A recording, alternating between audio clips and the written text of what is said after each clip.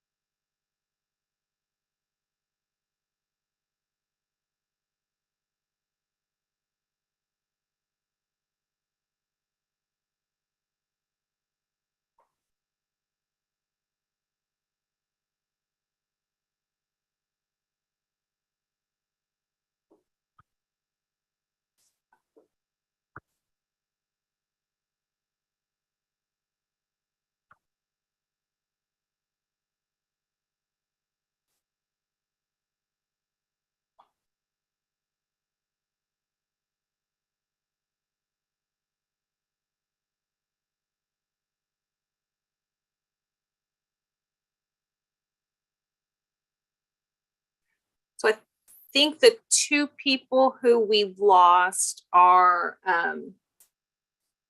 Megna Roy and Paula Rojas. I think those are the only 2 SHAC members who didn't make it over.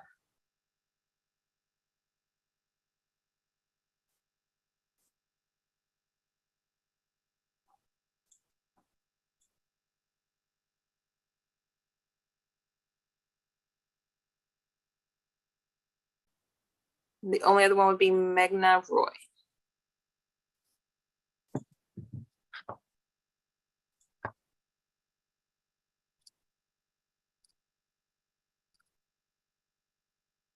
All right, so it's been 5 minutes.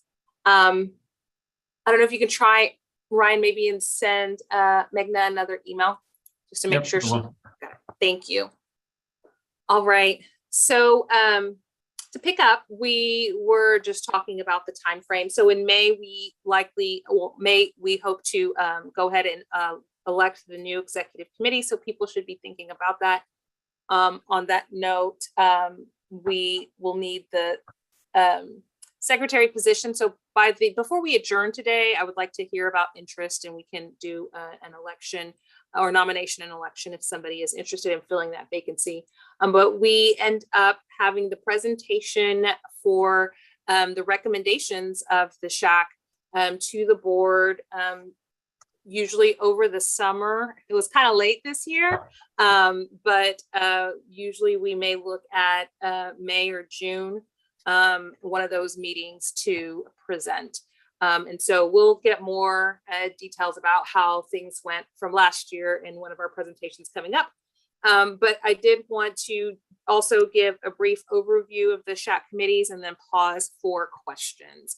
So in the document that you have, the overview, it has the outline of the 3 committees with also some past topics that each of those committees have looked at.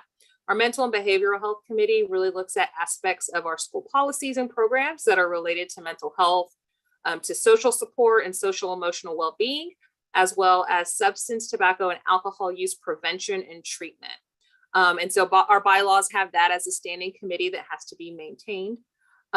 Also, we have the Human Development and Sexuality Committee, and that looks at aspects of school policies and programs that are, oh wait, you guys might have gotten the wrong version. We had a mistake in one version of our documents, but our Human Development and Sexuality Committee does look at our curriculum, like you'll hear about for education on the matters related to health. And I'll get y'all the better version. I thought that it went out with the correct description. But our wellness committee is the one that looks at school policies and programs related to physical education and athletics. All three of those committees must be maintained according to our bylaws. So we will do breakout rooms whenever we get ready to adjourn, if everybody agrees with the process of adjourning the SHAC meeting so that the groups can meet virtually on the days that we have SHAC meetings. Otherwise, you would find other times outside of SHAC meetings for the committees to get together to talk. But if you all agree and want to do it the same way this year, then we can create those breakout rooms. And after we adjourn, then we will let you all select which breakout room to go into, and we'll take kind of attendance of who's in each breakout room to start forming the committees. If you decide you want to change later, that's fine. That usually hasn't been a problem for us. But I want to take a moment and pause. And maybe since I don't have the actual language that we had for the Human Development and Sexuality Committee, Dr. Faulkner, do you mind giving just a brief overview of that committee and the kinds of things that that committee is responsible for, since you were chair for it last year? Yeah, so last year is probably our biggest, most important year. We had to go through and figure out what to recommend to the school district in terms of a new sexual health curriculum, and that is pretty well documented on the SHAC website. So that's kind of the big thing that I think also this year we're going to be talking about and following the implementation of that. Other things in the past, we've discussed, topics around healthy relationships. I don't know, I'm blanking, but anything under that realm of sex education would fall under us. Child development falls under us. And so we usually start out by just seeing what people are interested in talking about and go from there.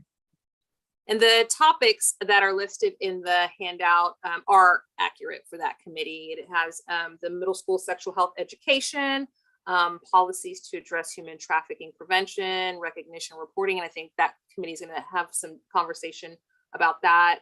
Opt-in policies for all sexual health education, and guidance on sex education instruction. I see also recommendations on the Round Rock ISD Student Comprehensive Health, Safety, and Wellness Plan as another one that fell in that committee.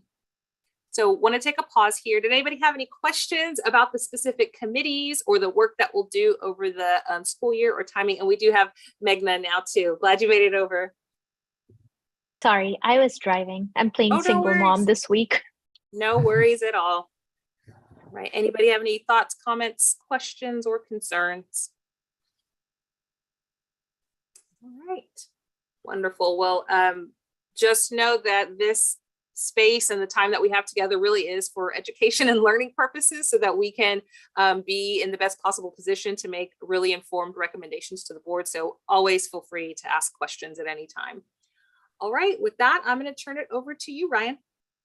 All right, thank you, Judge Jones. So tonight I'm going to give just a few updates on an overall district project, I guess you could say, or initiative or awareness campaign that we're putting forward. And then I've got some updates on some of the kind of district responses from the SHAC recommendations that were shared in August with the board.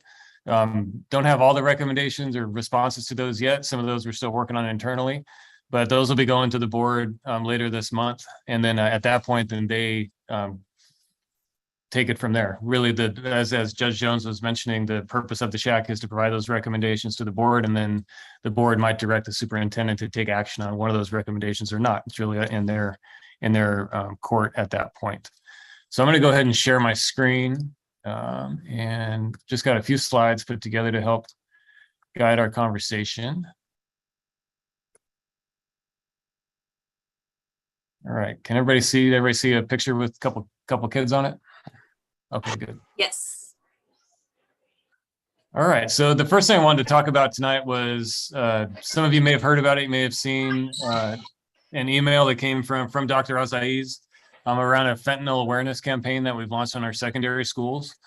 If you haven't heard, in Central Texas and around the nation, there's definitely been an epidemic among young people when it comes to fentanyl. It's an opioid based drug, that's rampant on the streets. And I don't know if folks have heard as well, but in a district south of here, Hayes Consolidated had a handful of students who did overdose, and some have passed away from overdoses of fentanyl. So we thought it was very important on our secondary campuses to get that awareness campaign out. And so what I've done here is I've linked, if you and I'll add this presentation to the chat here when I'm done. But if you click on this button here, it'll take you to that message that came from Dr. Razalez in case you didn't get it in your email. But that goes into some detail about how we're sharing this information with students. And then I also linked some of the slides that are out on our secondary campuses. So if you haven't been to one of our secondary schools in a while, there's lots of screens around that we use to communicate. And these slides are in the rotation. I'm going around to Ryan, I think Tara's phone is off mute. Are you able to mute her? I know she's probably busy. iPhone. We're hearing a little bit of the volleyball game. There you go. Yeah, I see that. I can't, when I shared my screen, I lost everybody. We're good now. We're good now. Thank you. Okay, good. All right, so here's just the slides. I want to make sure, in case you didn't see them, just wanted you in the email, wanted to make sure everybody was aware that this is a big deal that we're focusing on right now and getting that message out, and would appreciate anybody's support as well in getting this message out to students and families and parents about that campaign. So any questions on that before I move into an update on the recommendations?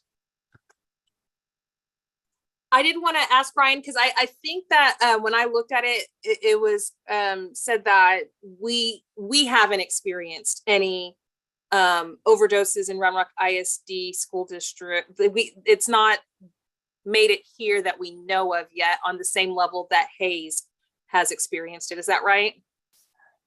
To my knowledge, that's no. I don't know all. But to my knowledge, we have not. Okay. But that doesn't mean that we haven't. I don't know if anybody else from Round Rock on the call knows more about that than I do. Feel free to jump in. But my understanding is we've not yet.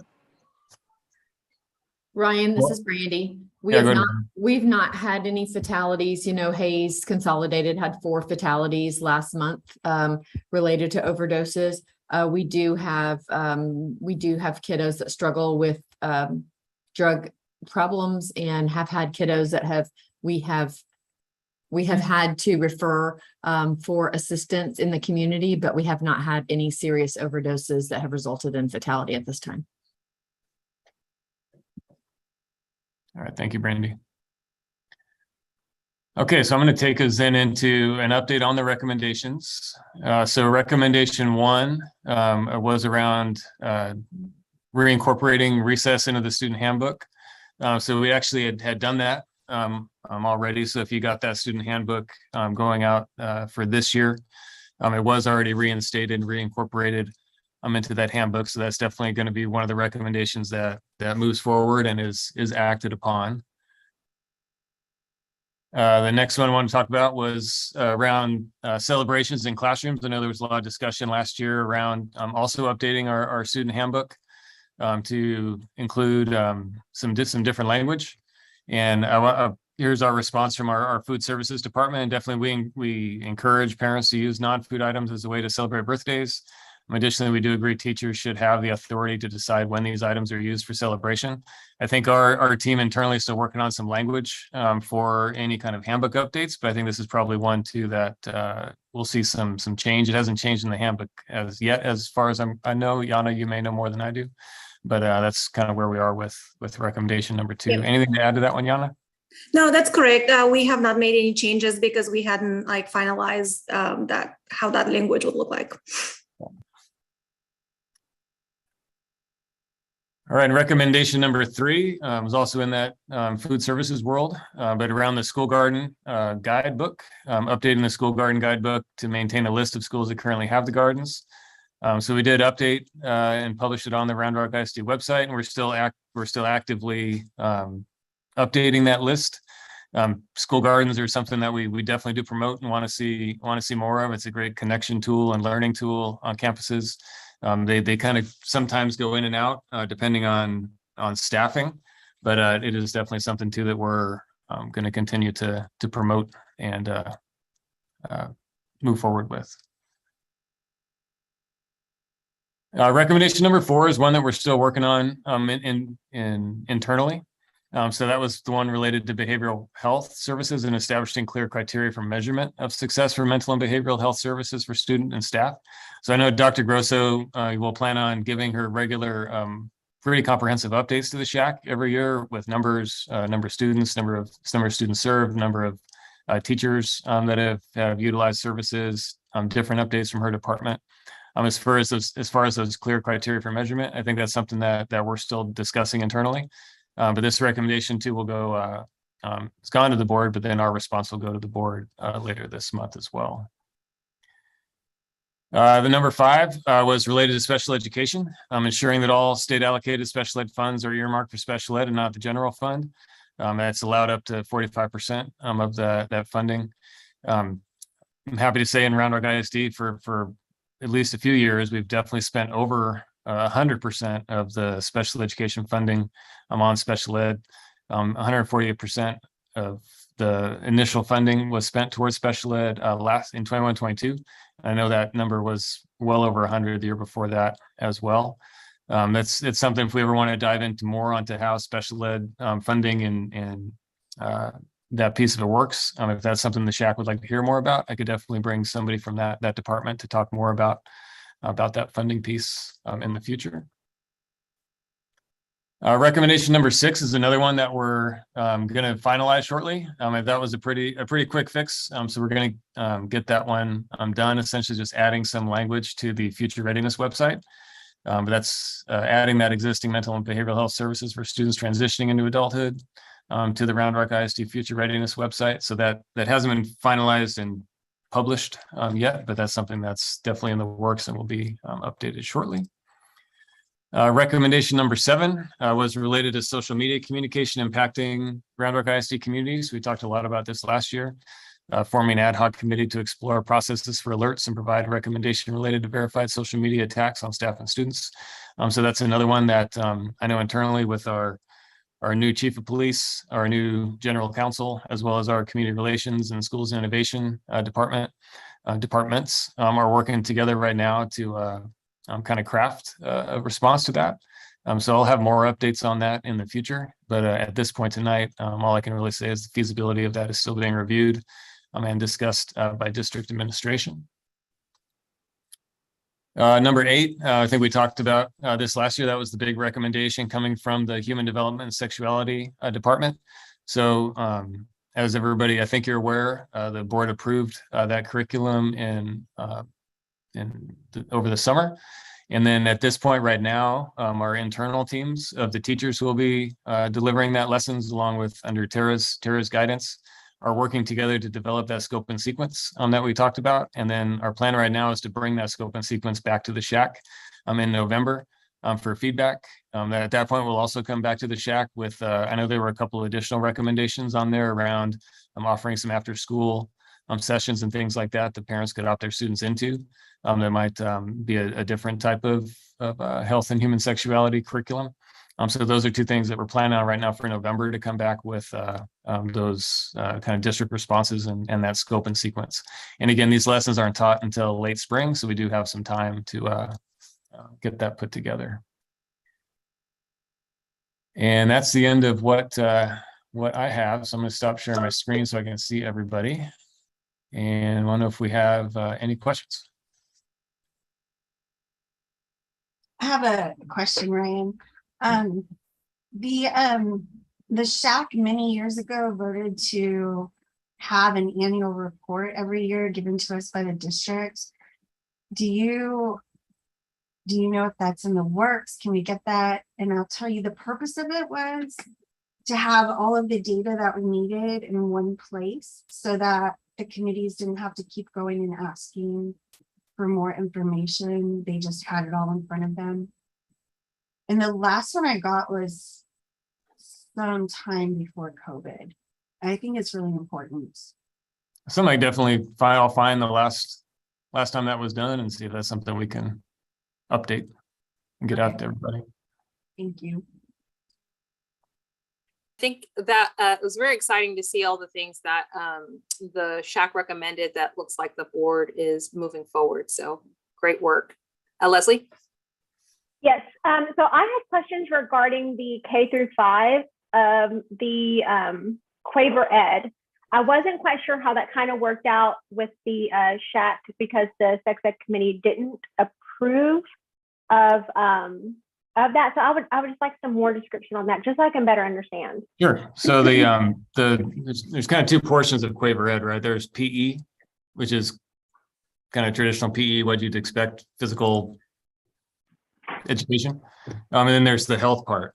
So I know the SHAC's recommendation was that we maintain using the always changing whatever curriculum it is that we'd use for maturation for several years for 4th and 5th grade. So essentially, we're not adding anything other than the PE portions of Quaver Ed into our curriculum. So the maturation curriculum is going to stay the same as it was. The health part of Quaver Ed is not going to be part of our curriculum, only the physical education portions. Okay, so when we purchased Quaver Ed, did we only purchase those sections, or was the whole curriculum purchased? Yeah, I don't think there's other curriculum too that like they don't sell separate. But before it gets like past our instruction material department, then it goes through a filtering process, I guess you could call it. So the teachers won't be using the health portions; they'll only be using the PE portions. Okay, and that is part of the process at the SHAC where we will see what will actually be implemented in the classroom and what the teachers will actually have access to. Well, I think we shared I think you saw the Procter & Gamble always changing, always. Yes. Or are you talking about the PE portions? Yes. Oh yeah, I'm sure that's something we can gather, and look at the different PE lessons as they're planned throughout the year. Okay. All right. Thank you.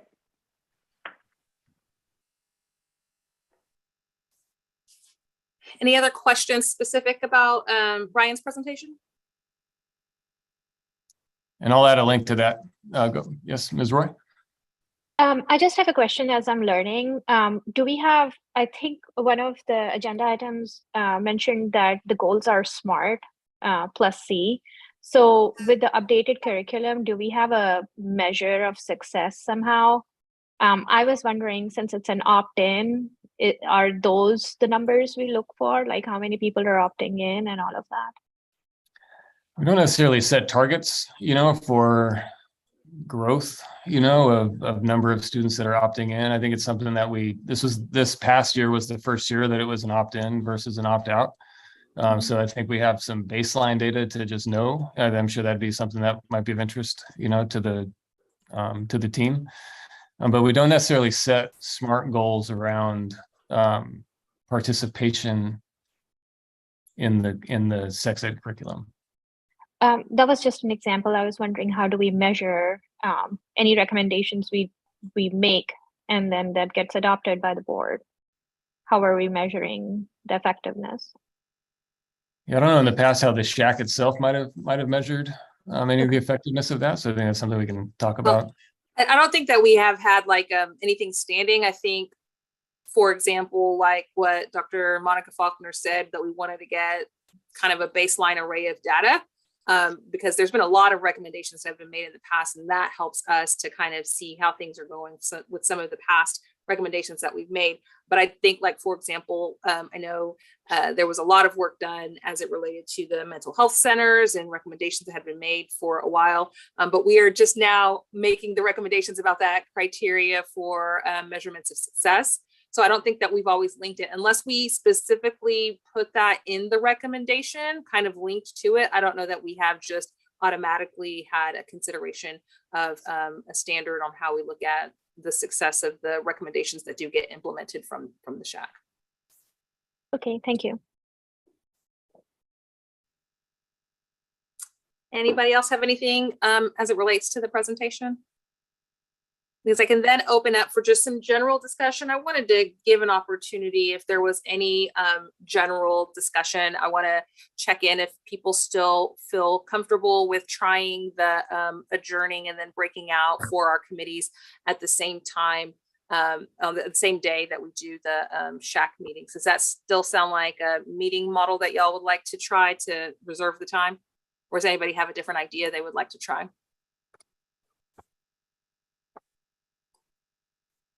I take silence as agreement, just so y'all know. I find the hand raising thing. I'm sorry. No worries. I like having the breakouts after the big meeting because for those of us with young children, especially, we've already arranged for childcare, and trying to arrange for childcare on a different day is sometimes challenging. That's just my 2 cents. Right. Well, I don't hear anybody else mentioning anything else, but we're always open. In that regard, also, I know we've had not much of an option for a little while, and then it's kind of been, still touch and go as far as people assuring that everybody is safe and healthy, considering COVID hasn't gone away. I don't think it's going away. But I wanted to check, since we are all, students go to school in person. I know that being remote, doing Zoom meetings has been convenient. So, but I do also know that maybe people want to have an opportunity to have maybe one or more meeting in person. But if not, I don't want to force anybody to try and have a meeting in person. Can you just put in the chat your level of interest? Yes, if you'd like to have one meeting this year in person at least, or no, if you're not interested and you'd like us to just stay remote.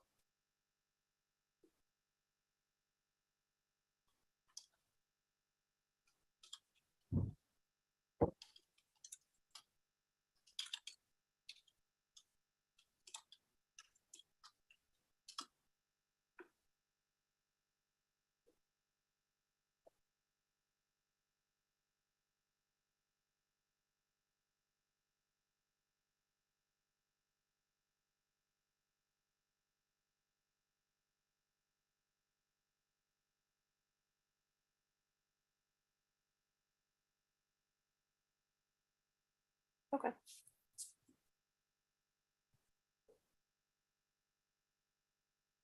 And Ryan, it looks like most people are either flexible for maybe one, or Zoom is really the most convenient, but there does look like some interest in having at least some in-person time. My question is, do we have a meeting room that could allow for anybody who just couldn't make it in person to still hear by Zoom?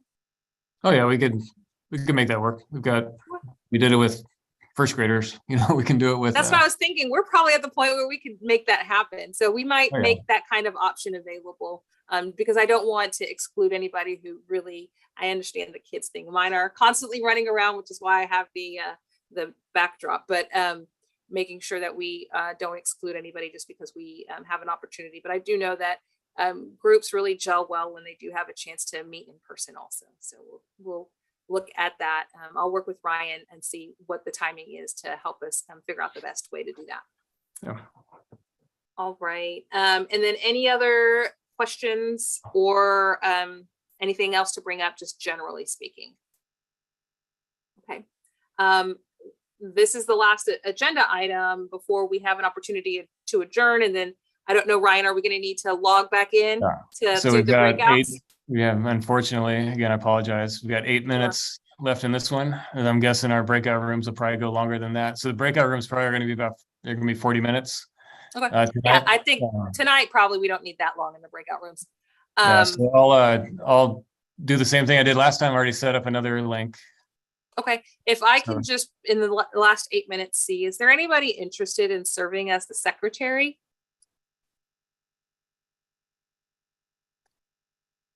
And if nobody is interested today, I know this is something big to spring on you, I'm willing to wait and take a nomination over email so that we can vote next time.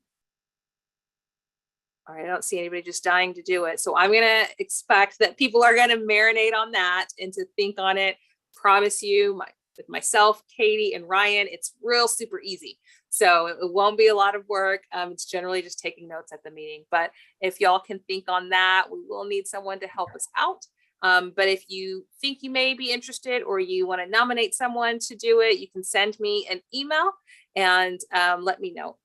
Judge Jones, do you need me to take notes in the interim until we have a secretary? If you don't mind taking notes for our next time, I've taken notes for this time. Oh, perfect. Okay. If we don't figure it out before then, I'm happy to do it next time. Thank you. Yes, ma'am. All right. All right. All Okay. right, so I sent everybody another link in their email, and here's the link also in the chat.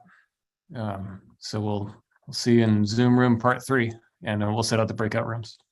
Thank you, Ryan.